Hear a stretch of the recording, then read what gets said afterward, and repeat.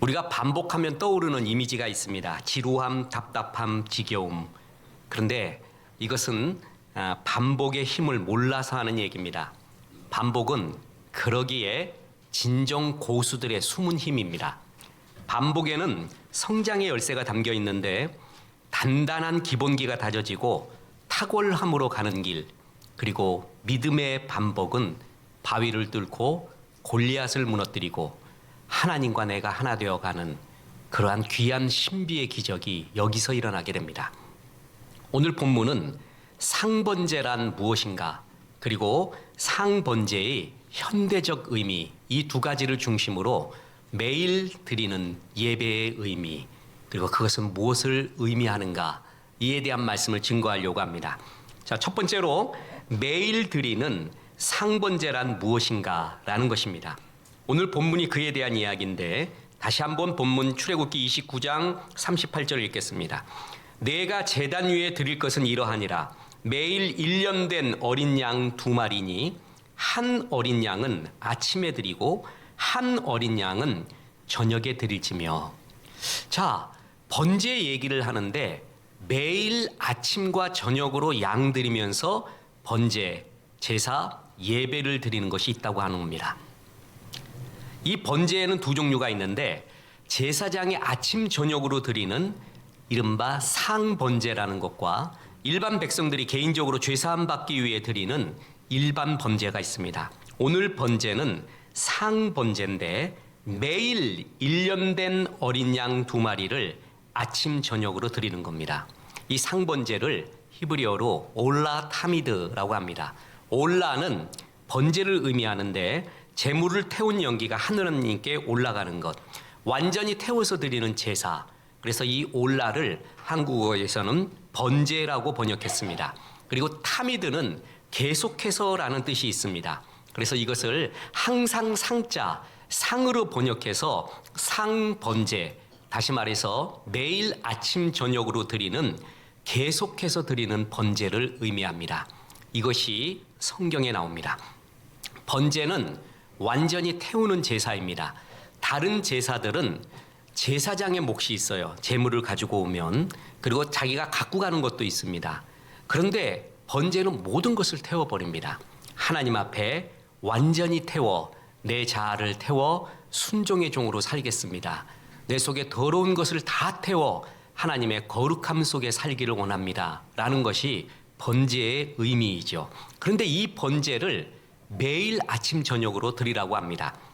고운 가루와 기름으로 드리는 소제, 그리고 포도주로 드리는 전제와 합쳐서 소제, 전제를 곁들여서 상번제를 매일 2번씩 드려라. 이게 오늘 본문에 나와 있는 말씀입니다. 자, 그리고 레위기 6장 13절 보십시오. 불은 끊임이 없이 제단 위에 피워 꺼지지 않게 할지니라. 자, 여러분, 이것을 기도원 같은 데 가보면 많이 보죠. 또 모 교단, 교회를 보면은 이런 것을 플랜카드로 붙여놓은 게 많아요. 성전 제단에 불이 꺼지지 않도록 하라. 기도원에도 가보면 제단에 불이 꺼지지 않도록 계속 타오르도록 하라. 이런 구절 많이 봤잖아요. 이게 바로 이 구절입니다. 이게 무슨 말이냐 하면 제사장들이 매일 드리는 이 상번제, 계속해서 드리는 이 번제단에 불이 꺼지지 않도록 해라. 이것을 신실하고 끊임없이 드려라 라는 그 말씀입니다. 제사장들의 가장 중요한 책무는 제단불이 꺼지지 않도록 하면서 하나님 앞에 아침 저녁으로 상번제를 드리는 겁니다. 그래서 당직 제사장은 성소 안에 들어가서 아침 저녁으로 금등대의 불과 분향단의 불을 점검하고 성전의 제단에 불이 꺼지지 않도록 해야 됩니다. 여러분, 원래 회사 들어가면은 신참 때는 커피를 타오고 좀 잔 심부름도 하고 그러는 거 아닙니까? 요즘은 또 그런 문화도 많이 없어졌다고 하는데, 그리고 고참이 되면은 이제 또 다른 일을 하는데, 이 제사장은 신참 고참할 거 없이 무조건 신실하게 해야 되는 것이 바로 이러한 상번제 드리는 일이었습니다. 제사장의 최고의 책무였습니다. 그래서 성전 제단에 불이 어느 날 꺼지고 예배가 제사가 제대로 드려지지 않는 것이 쌓였을 때 이스라엘은 역사적인 큰 위기를 맞게 되고 멸망까지 하게 됩니다. 그만큼 상번제가 중요하다라는 것이죠. 당시 제사장들은 이 상번제 드리느라고 하루 종일 바빴습니다. 아침에 예배 드리고 난 다음에 태운 그러한 제물들을 다 치우고 청소하고 다시 성전 정리를 하고다 보면 어느덧 밥 먹고 아메리카노 한 잔 먹고 나면은 저녁 예배 드려야 될 때예요. 그렇게 바빴습니다. 다른 생각할 겨를이 없었습니다. 생각은 온통 예배에 있었고 그들의 시선은 세상으로 돌릴 겨를이 없었고 오직 하나님께만 향해 있었습니다. 이게 하나님이 원하시는 상번제의 정신입니다. 주님을 깊이 매일 바라보라는 거예요. 사람은 바라보는 것을 생각하게 되어 있습니다. 세상 바라볼수록 세상 닮습니다. 주님 바라볼수록 주님 닮게 됩니다. 계속 바라보면 그것을 닮게 되는 거죠. 그것을 매일마다 아침 저녁으로 너는 바라보라 이렇게 말하는 거예요. 목사님, 오늘 성경 잘 보니까 그 제사장들이 하는 일인데요. 맞아요. 제사장이 하는 일인데 신약에 와서 우리를 하나님이 뭐라고 부르십니까? 베드로전서 2장 9절에 그러나 너희는 택하신 족속이요 왕 같은 제사장들이요. 우리는 이것을 가리켜 만성도 제사장, 만신자 제사장이라고 합니다. 만인 제사장이라는 것은 좀 성서적으로 이렇게 좀 어긋나는 게 있습니다. 모든 사람이 제사장이라는 게 아니죠. 만성도, 모든 성도, 만신자, 모든 신자는 제사장이다. 그래서 구약에서 제사장들이 했던 책임, 권리, 그 모든 것들을 우리가 이어받아서 지금 제사장이 되어서 이 일을 한다라는 것입니다. 그런데 구약의 제사장이 했던 책무 중에 제일 중요한 게 아침 저녁으로 드리는 이 예배의 신실함을 유지하는 것이었습니다. 자, 그럼 우리가 기억나는 게 있습니다. 데살로니가전서 5장 16절에서 18절 항상 기뻐하라, 쉬지 말고 기도하라, 범사에 감사하라. 이것이 그리스도 예수 안에서 너희를 향하신 하나님의 뜻이니라. 항상 쉬지 말고 범사, 매일 매순간이라는 뜻이죠. 그때 어느 한순간에만 주님 생각하지 말고 매일 매순간에, 그리고 눈에 차오는 모든 만물 중에 하나님의 기호, 하나님의 음성, 섭리, 그것을 바라봐라. 매번 주님을 생각하라는 거예요. 그게 상번제입니다. 일주일 내내 세상 생각하다가 주일날 한번 딱 와서 주님 생각 잠깐 하면은 그거 다시 발전기 돌리기가 되게 어렵습니다. 다시 그 모드로 돌아가기가 힘듭니다. 매일마다 항상 주님, 쉬지 말고 주님, 그리고 범사의 주님을 생각하고 감사하고 기뻐하는 일, 이게 신앙인의 일이고 이것을 반복할 때 하나님의 은혜와 영광이 충만하고 주님을 비로소 닮아간다라는 것입니다. 기껏 조금 생각하고 조금 마음 쓰고 조금 돌아보면은 닮아가지 않습니다. 본받아지지도 않습니다. 신앙은 매일 이렇게 하나님 앞에 예배드리듯 주님을 생각하는 것입니다. 자, 그래서 그런 마음으로 상번제를 드리는 것입니다. 본문의 교훈은 이제 상번제의 현대적 의미로 넘어갑니다. 상번제는 무슨 의미를 가지고 있는가? 믿음의 반복은 바위를 뚫고 골리앗을 무너뜨리고 하나님을 깊이 닮게 되어 있습니다. 반복은 세상적으로도 고수들이 갖고 있는 최고의 수요, 신앙적으로도 신앙의 고수들이 갖고 있는 최고의 수가 바로 반복이라는 것입니다. 반복은 좋은 습관을 낳습니다. 그리고 좋은 습관은 좋은 인격을 낳고 좋은 인격은 좋은 삶으로 이어지게 되어 있습니다. 작은 반복은 결국 바위를 뚫어내고 모든 것을 이루는 시작이 된다는 것이죠. 누군가의 작은 실천의 진지한 반복이 세상에 큰 변화를 일으켜 올 수가 있습니다. 그리고 나의 작은 신실한 반복이 내 삶에 결정적인 기적을 불러올 수가 있다는 것입니다. 그 반복, 의미 있는 반복, 이것이 결국 모든 기적을 불러오는 힘이라는 것입니다. 이것은 정말 중요한 원리입니다. 세상 승리자들의 숨은 힘을 보면 반복의 힘을 알고 있습니다. 신앙인들도 이 반복의 힘 속에서 주의 역사를 더욱더 이끌어내는 겁니다. 우리가 어렸을 때나 지금이나 그리고 작년이나 올해나 동일한 예배를 드립니다. 동일한 상번제죠. 주일 예배, 수요 예배, 이 모든 것은 동일한 예배예요. 똑같이 반복으로 드리고 있는 예배가 의미 없는 어제의 반복이 아니라는 것입니다.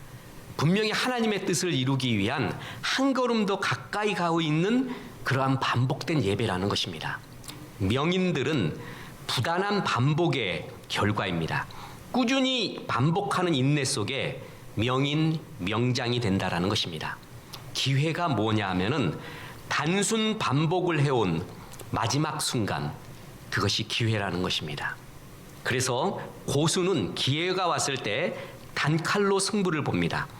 오랜 세월 칼을 갈아 훈련했던 그 반복의 훈련의 결과 기회가 왔을 때 완샷에 끝낸다라는 것입니다. 이만큼 진정한 고수들은 반복의 힘을 알고 있습니다. 훈련 중에 훈련은 반복입니다. 훈련은 아는 것에 대한 반복입니다. 그리고 신앙이 뭔지 아십니까?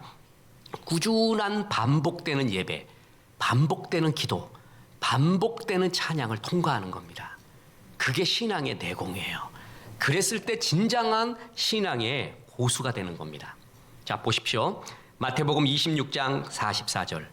또 그들을 두시고 나아가 세 번째 같은 말씀으로 기도하신 후, 예수님도 겟세마네 동산에서 결정적인 일을 앞두고 반복해서 기도했습니다. 한 번 하는 게 아닙니다. 반복해서 기도하는 것입니다. 소천하신 옥하는 목사님의 제자 훈련 우리는 알고 있죠? 그 제자 훈련할 때, 제자 이야기를 할 때 목사님이 제일 강조하는 것이 있습니다. 제자는 태어나는 것이 아니라 교육과 훈련으로 만들어진다. 그 한 문장이 정말 맞습니다. 제자는 저절로 태어나는 것이 아닙니다. 끝없는 훈련, 그 훈련 중에도 반복 훈련을 통과했을 때 제자의 삶을 살 수가 있는 겁니다. 오순절 성령 체험을 했다고 하루아침에 성숙되고 제자 되는 게 아닙니다. 성령 체험했던 이 사람들이 끊임없이 사도들의 가르침을 통해 예배와 기도의 꾸준한 반복 훈련으로 신앙의 성숙을 이루고 순종이 뭔지를 배우고 그리고 하나님 나라에 쓰임을 받았다라는 것입니다. 자, 이런 말이죠. 10번 찍어 안 넘어가는 나무가 없다. 근데 잘못된 것 같아요. 10번 찍어도 안 넘어가는 게 있어요. 그죠? 그럼 어떻게 합니까? 11번 찍으면 됩니다. 그 11번 찍어도 안 되는 건 어떻게 해요? 12번 찍으면 됩니다. 저는 어려운 거 안 묻는다 그랬죠? 그 12번 찍어도 안 넘어가는 나무는 13번 찍으면 됩니다. 그래서 마침내 나무가 쓰러졌어요. 넘어졌어요. 그럼 왜 넘어졌는지 아십니까? 13번째 도끼가 넘어뜨린 게 아니라 12번까지의 반복이 결국 임계점이 와서 쓰러지게 된 겁니다. 결국 완샷이 아니라 하나님 나라도 끝없는 반복입니다. 여기서 중요한 것이 있습니다. 그냥 반복이 아니라 믿음의 반복을 하라는 것입니다. 자, 믿음의 반복, 의미 없는 반복. 시지프스 신화에서 돌 굴러 내리면은 아버지 돌 굴러 가요. 올려라 그야. 그럼 다시 올리고 돌 굴러 가요. 그러면 또 다시 올리고 의미 없이 왔다 갔다 하는 것이 아니라 믿음의 반복을 신앙인들은 해야 된다는 겁니다. 믿음의 반복을 할 때 하나님과 내가 하나가 되면서 주의 역사를 체험하게 됩니다. 자, 보세요. 히브리서 11장 6절에 믿음이 없이는 하나님을 기쁘시게 하지 못하나니 하나님께 나아가는 자는 반드시 그가 계신 것과 또한 그가 자기를 찾는 자들에게 상 주시는 이심을 믿어야 할지니라. 자, 상 주시는 하나님이 나오죠. 우리는 하나님을 믿어요. 그래서 여기서 예배드려요. 근데 하나님의 속성은, 하나님이 우리에게 또 말씀하는 거는 하나님, 상 주시는 하나님을 믿으래요. 이게 여러 의미가 있는데 이런 의미가 있습니다. 하나님은 네가 하는 행위를 기억하고 있다라는 거예요. 기억. 그래서 이런 일을 계속하다 보면 상을 받는구나. 이런 일은 하나님이 기뻐하는 일이구나. 상 주시는 하나님의 의미가 여럿 있지만 제일 중요한 것은 너의 행위를 기억하고 있다라는 거예요. 그래서 상 줄 준비를 하고 있다라는 거예요. 반복되는 의미 있는 믿음의 행위를 계속하고 있는 것을 우리는 의미 없이 하는 게 아니라 하나님이 반드시 뭐라고요? 기억하고 계신다. 하나님의 임계점까지 가게끔 우리를 인도하고 있다라는 것을 믿어야 된다라는 거예요. 믿음의 반복이 중요합니다. 믿지 않고 반복하는 것은 굉장히 힘을 빠지게 합니다. 근데 이때 믿음이 필요합니다. 믿음의 반복이 필요하다는 거죠. 1만 시간의 법칙이라는 것이 있습니다. 말콤 글래드웰의 세계적인 명저 1만 시간의 법칙에 소개가 됐는데, 한 분야의 전문가가 되기 위해서는 최소한 1만 시간의 훈련이 필요하다라는 것이죠. 이 세상에 굉장히 울림을 주고 교육에서도 되게 중요한 원리로 얘기해 줍니다. 그런데 이런 책에 영감을 주었던 안드레스 에릭슨 교수가 영감을 준 거예요. 이 교수가 1만 시간의 법칙에 대한 재해석을 하였습니다. 무슨 얘기냐 하면 1만 시간의 법칙에서 1만 시간이 중요한 것이 아니라 어떤 방식으로 1만 시간을 보내느냐가 더 중요하다는 것입니다.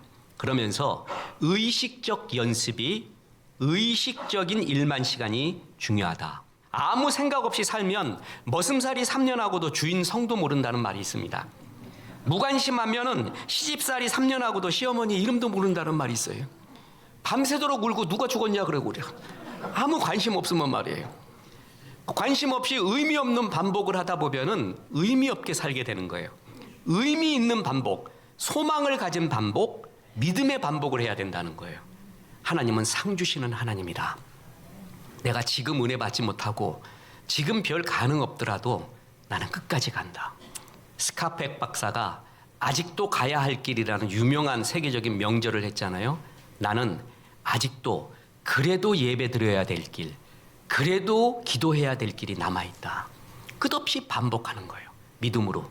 하나님은 상 주시는 하나님인데 이 반복되는 나의 신실한 예배를 기억하고 계신다.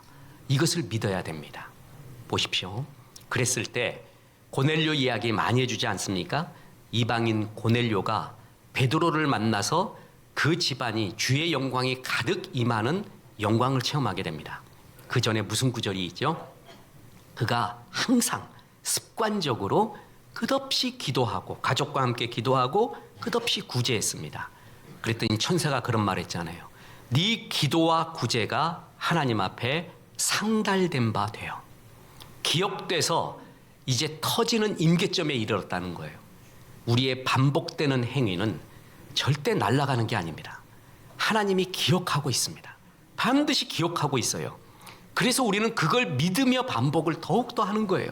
믿음의 반복을 해야 돼요. 그럴 때 주의 역사의 날이 가까워 온다라는 것입니다. 그리고 믿음의 반복은 굉장히 중요한 축복이 있는데 그것은 나를, 세상을 잊게 되고 하나님만 하나 되게 한다라는 것입니다. 여러분, 반복은요 결국 몸으로 아는 것입니다. 몸이 이제 느껴지는 거죠. 판젠동 같은 선수를 보면은 동물적이에요. 거의 기계적이에요. 어떻게 저런 폼에서 저게 나오는가 기계적이거든요. 끝없는 연습을 통해서 탁구와 내가 하나가 된 동물적 감각을 익히게 돼요. 몸으로 익히는 것이죠. 노래 잘하는 사람 한번 보십시오.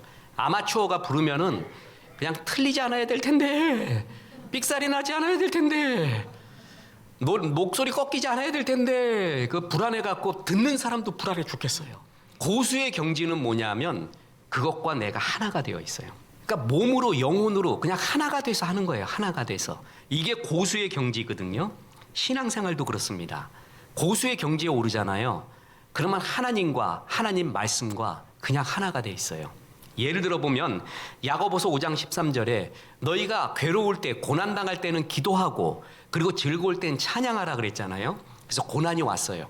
그랬더니 야고보서 5장 13절이 있지. 그래서 지금 기도하자. 기쁜 일이 왔다. 그 말씀대로 찬양하자가 아니라 그냥 저절로 기도가 돼요. 기쁜 일이 있으면 저절로 찬양이 돼요. 말씀 들어왔던 것이 그냥 무의식 중에 그냥 하나가 되어가요. 항상 기뻐하랬지. 기쁨의 사람, 기도의 사람, 그것이 저절로 되어 있는 상태. 여러분, 그것이 끝없는 반복 훈련할 때, 믿음의 반복을 할 때 나타나는 하나님과의 하나 되는 현상입니다. 자, 페니 크로스비 맹인입니다. 이 사람이 그러나 하나님의 비전을 볼 줄 아는 깊은 비전의 사람이었습니다. 그 사람이 지은 찬송가 작사 중에 제일 유명한 게 288장 예수로 나의 구주 삼고입니다. 거기에 3절에 이런 가사가 나옵니다. 세상과 나는 간 곳 없고 구속한 주만 보이도다. 저는 찬양, 가스펠송, CCM, 찬송가를 통틀어서 제일 좋아하는 가사가 이것입니다. 세상과 나도 간 곳 없고 구속한 주만 보이도다. 우리가 제일 괴로울 때가 어느 때죠? 자꾸 세상 때문에 괴로워요. 세상 욕심 때문에도 괴롭고 세상이 나를 괴롭히는 것 같아서도 괴롭고, 그리고 그런 내가, 그런 것을 쫓아가는 내가 괴로워요. 그죠? 사실은 세상과 나 때문에 괴로운 거예요. 근데 세상과 나도 간 곳 없대요. 구속한 주만 보인대요. 이 상태가 얼마나 황홀할까요? 주여 여기가 좋사오니 초막을 짓기를 원합니다. 그냥 최고의 황홀함을 본 거예요. 최고의 역사를 본 그 상태 얼마나 좋을까. 그런데 이 구절, 세상과 나는 간 곳 없고 구속한 주만 보이도다의 영어 가사는 I am lost in his love. 주의 사랑 안에서 나는 잊었네. 하나님의 사랑이 충만하여서 세상과 나도 다 잊어버렸다라는 이야기. 바로 이것입니다. 반복된 신앙의 훈련, 나를 잊게 합니다. 그리고 하나님만 깊이 생각하게 하는 이 그야말로 충만의 경지로 훈련 속에서 이루어져 가게 되는 겁니다. 구속한 주만 바라보게 되는 겁니다. 언제까지 우리는 훈련해야 되는가? 나를 잊을 때까지입니다. 구속한 주만 바라보일 때까지입니다. 이게 바로 성령 충만이요 성화입니다. 저 사람 신앙생활을 해도 자꾸 저 사람만 보여요. 저 사람의 자아만 보여요. 순종도 없고 나만 보이고 있어요. 저 사람은 세상 사람 같아요. 아직 하나님 안에서 충만하고 성화되지 않은 상태. 그런데 저 사람 보면 내가 하나님 이때껏 본 적이 없지만 주님 보는 것 같아. 아마 주님이 저러지 않을까. 당신 보니 정말 주님 보는 것 같습니다 하는 것 같은 사람. 세상과 그 사람도 간 곳 없고 구속한 주만 보이는 것 같은 그 상태. 이게 끝없는 신앙의 반복의 훈련을 통해서 하나님과 내가 이렇게 나를 잊어가며 주님만 보이고 생명의 열매를 맺게 되는 것입니다. 반복은 세상 고수들도 잘 알고 있는 숨은 힘입니다. 진짜 반복의 힘이 고수를 만듭니다. 신앙도 끝없는 예배의 반복, 그리고 기도의 반복, 찬양의 반복입니다. 은혜가 없더라도, 그때는 내 상황에 맞지 않더라도 나는 믿음으로 계속 드리는 거예요. 그게 쌓이고 쌓일 때 하나님 앞에 상달되고 어느덧 하나님의 말씀과 내가 하나 되어가는, 나를 잊어버리고 주님만 바라보게 되는 그런 고수의 은혜의 경지에 다다르게 됩니다. 그것은 끝없는 믿음의 반복 때문에 그렇습니다. 이제 끝으로 상번제는 뭘 의미하는가? 반복되는 예배 속에 하나님이 우리를 만나시고 우리를 향한 말씀을 들려준다라는 것입니다. 오늘 본문이 출애굽기 29장 38에서 43절이잖아요. 민수기 9장과 더불어서 이것이 상번제에 대한 명령에 나와 있는 성경 구절입니다. 이게 상번제에 대한 이야기인데 그 결론, 이 상번제 매번 드리는 아침 저녁으로 드리는 예배의 결론이 42절입니다. 그리고 43절입니다. 보세요. 출애굽기 29장 42절. 이는 너희가 대대로 여호와 앞 회막문에서, 자, 그다음 보세요. 늘 드릴 번제. 이게 상번제예요. 늘 드릴 번제라 라고 말했죠. 번제에 대해서 설명해 준 거예요. 그래서 늘 아침 저녁으로 드리고 그리고 소제와 전제를 섞어서 같이 드려라. 이것이 바로 너희가 늘 드릴 번제라. 그러면서 그 다음 결론으로 말한 게 이거예요. 내가 거기서 상번제를 드리는 거기서 너희와 만나고 내게 말하리라. 만나고 말해주겠대요. 만나고 말해주겠대요. 이게 상번제. 반복해서 드리는 일상 번제에서 주시는 주님의 최고의 말씀과 약속이 이겁니다. 저는 이것을 믿습니다. 이때 만납니다. 그리고 나를 향한 주의 말씀을 듣습니다. 우리 가보면은 우리 교회 앞에 플랜카드 있잖아요. 하나님은 예배 때 가장 확실히 말씀하십니다. 써놨죠? 이제 조금 기다리십시오. 이런 디지털화 지금 하려고 하고 있습니다. 바깥에를. 이게 이제 올해 우리 교회의 아주 중요한 또 사업 중에 하나인데, 자, 하나님은 여러 모양과 방법으로 말씀하는 하나님이지만 예배 때 가장 확실하게 말씀한다라는 것입니다. 저는 여러분 알다시피 신학교에서 저는 구약학 교수가 되려는 사람이었습니다. 제가 봐도 다른 사람이 봐도 꼭 돼야 될 사람으로 생각하고 믿었습니다. 근데 저는 정말 하나님 말씀에 사람이 마음으로 자기의 길을 계획할지라도 그 발걸음을 인도하시는 자는 여호와라는 것이 뭔지를 진짜 압니다. 내가 계획한다고 다 되는 게 아닙니다. 주님의 뜻은 달리 있었습니다. 그래서 목회를 하게 주님이 인도하셨죠. 그때 목회의 길로 들었으면서 주께 제일 물은 것이 두 가지였습니다. 하나는 뭐냐 하면은 왜 나를 지금 빨리 목회로 부르셨습니까? 또 하나, 목회가 무엇입니까? 선한 목자란 무엇입니까를 끝없이 물었습니다. 자, 그래서 그 결론으로 지금 너 신학교 구약학 교수할래? 아니면은 강남 비전교회 담임 목회할래? 그러면 저는 100배, 1000배 담임 목회한다고 말합니다. 진짜 그렇습니다. 왜 불렀는지 이것이 어떤 의미인지 알고 난 다음에 자유가 임했죠. 그 전에 끝없이 물었어요. 특히 이제 하나님 알겠습니다. 목회를 하는데 목회는 어느 방향으로 해야 되고 무엇이 목회니까를 끝없이 묻고 처치 그로스, 교회 성장이라는 세미나 참 많이 다녀보고 그리고 많은 조언도 들어보고 했습니다. 그것이 쌓이고 있었던 어느 날이었습니다. 이 상번제에 대한 하나님의 말씀을 보게 되었습니다. 아마 수요 예배인가 하기 위해서 이 말씀을 묵상하는 중에 출애굽기 29장 오늘 본문 구절 상번제에 대한 말씀을 접하고 그 결과 42절 이는 너희가 대대로 여호와 앞 회막문에서 늘 드릴 번제라 내가 거기서 너희와 만나고 네게 말하리라 라는 것이 천둥 소리같이 들렸습니다. 꽝 하고 들렸습니다. 목회자는 늘 드리는 일상 예배 거기에 신실해야 되고 거기서 성도님들이 하나님을 만나고 하나님의 말씀을 들을 수 있도록 준비해야 되는구나 라는 것을 여기서 깨닫게 되었습니다. 예레미야가 하나님의 말씀을 증거하다가 감옥에 갇힙니다. 감옥에 집어넣은 시드기야 왕이 그래도 저건 진짜 같았어요. 거짓 선지자 같지 않았어요. 사람을 보내서 예레미야 감옥에 있는 예레미야에게 또 묻습니다. 아직도 하나님의 말씀이 너에게 임하느냐라고 했더니 예레미야가 말합니다. 예, 그렇습니다. 하나님의 말씀이 임하고 있는 사람. 목회자는 일주일 내내 예배를 위해서 하나님의 말씀을 받고 이 성도들을 향한 하나님의 뜻을 보여주는 바로 그 일에 충실해야 되는구나라는 걸 알게 되었습니다. 그래서 하나님의 말씀에 대한 확신, 이것이 주께서 주신 말씀이구나 하는 확신이 있을 때 그렇게 좋을 수가 없고 그 확신이 안 들 때 떨림까지 오고 잠을 못 잡니다. 지금도 그렇습니다.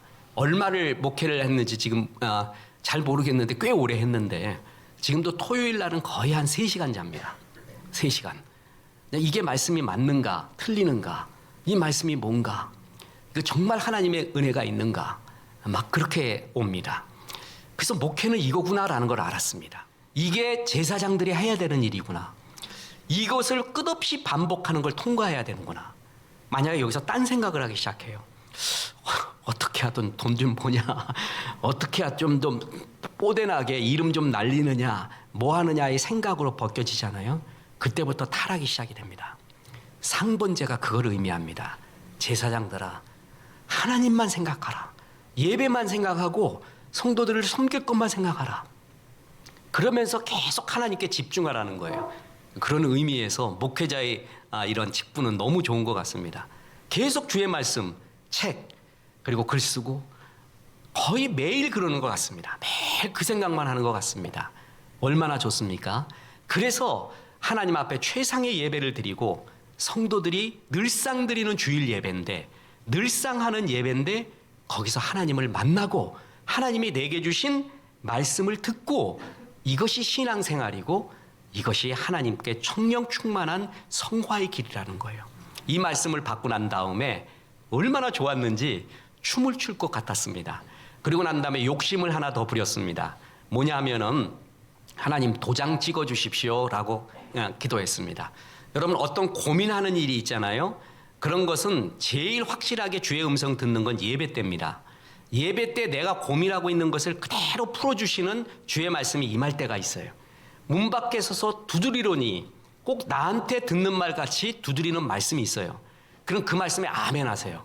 그리고 난 다음에 한 번 더 하나님 앞에 기도하시기를 은총의 표징을 주옵소서 라고 기도하십시오. 그게 뭐냐면 하나님 이게 맞습니까? 하고 도장 찍어달라는 거예요. 네, 이거 참 좋거든요. 저 그 말씀 받고 난 다음에 하나님 이 말씀에 대해 도장을 좀 찍어 주십시오, 이런 기도를 했습니다. 그래서 또 그날도 열심히 예배를 드렸는데, 그랬는데 한 우리 교회 성도님은 아닌데 좀 멀리서 오신 어느 한 성도님이 그날 있었습니다. 그래서 그날 예배를 드리고 나서 목사님 잠깐 뵐까요? 그래서 잠깐 대화를 하는데 뭐냐면 너무 은혜를 받았습니다. 제가 사실 죽으려고 했습니다. 자살을 하려고 했는데 말씀 한번 듣고 예배 한번 드리고 죽자라고 생각했대요. 그래서 우리 교회 예배를 방송으로 이렇게 듣고 있다가 그날 하러 온 것입니다. 그래서 예배 한번 드리고 죽자, 너무나 삶의 극단적인 경우로 몰려서 살 힘과 용기가 없어진 거예요. 그래서 그거 했는데 오늘 내가 예배 드리고 다시 살기로 했습니다. 하나님 길을 주실 것을 믿고 열심히 살기로 노력했습니다. 목사님 감사합니다라고 갔어요. 그때 예배 제목이 뭔지 아십니까? 자살 충동을 방지하라. 그 제목이, 그날 제목이 자살 충동을 방지하라. 그 사람이 올런지 안 올런지, 죽으려는 사람이 그 자리에 있을런지 없는지 알지 못했죠. 근데 그걸 준비했는데 자살하려는 사람이 거기 앉아 있었던 거예요. 그 말씀을 듣고 다시 살 힘을 얻었다는 거예요. 제가 그 다음에 제가 5분 뒤에 말씀 준비한다 그랬잖아요. 물 먹고 난 다음에 50분이 지나도 5시간이 지나도 예배 준비를 할 수가 없었습니다. 하나님의 옷자락을 본 거죠. 주의 영광을 본 거죠. 주님이 함께 하심을 느낀 거죠. 참 이런 체험, 이건 설명할 길이 없습니다. 그래서 옆도 뒤도 안 봅니다. 후배들에게, 동료들에게 한국 교회가 살 길이 무엇인가 저는 그냥 말합니다. 예배의 회복, 신실한 예배의 회복, 그것이다. 목회는 예배가 90 이상이다. 상번제에 제사장들은 목숨을 걸어야 하고 그 제단불이 끊이지 않도록 해야 되고 은혜가 끊이지 않도록 매번 연구하면서 하나님 앞에서의 상번제를 드려라. 그것이 교회가 살아갈 길이고 은혜다라고 이렇게 이야기를 했습니다. 그렇게 늘 간증을 하고 있습니다. 그렇습니다. 반복이 반전을 가지고 오고 역전을 가지고 옵니다. 우리의 믿음의 반복적으로 드리는 예배가 의미 없는 것이 아니라 하나님 앞에 그 공력과 은혜가 쌓여가고 있습니다. 어느 날 그것이 터질 날도 올 것이고 그날은 아무도 모릅니다. 그러나 우리가 해야 될 것은 끝없는 신앙의 반복되는 예배, 반복되는 기도, 반복되는 말씀 묵상, 반복되는 찬양, 그 속에 살아야 됩니다. 그것이 살아가면서 마침내 세상과 나도 간 곳 없고 구속한 주만 바라보이면서 주의 영광이 가득가득 임해질 것입니다. 이는 너희가 대대로 여호와 앞 회막문에서 늘 드릴 번제라. 내가 거기서 너희와 만나고 네게 말하리라. 하나님이 만나주시고 말씀해 주시는 것은 일상적인 늘 드리는 반복되는 그 예배 속이라고 합니다. 이 늘 드리는 예배 속에 주님 만나시고 나를 향한 치유의 말씀과 회복과 비전의 말씀 받으시고 한 번밖에 없는 인생 축복의 통로로 날아오르시기를 주 예수의 이름으로 축원합니다.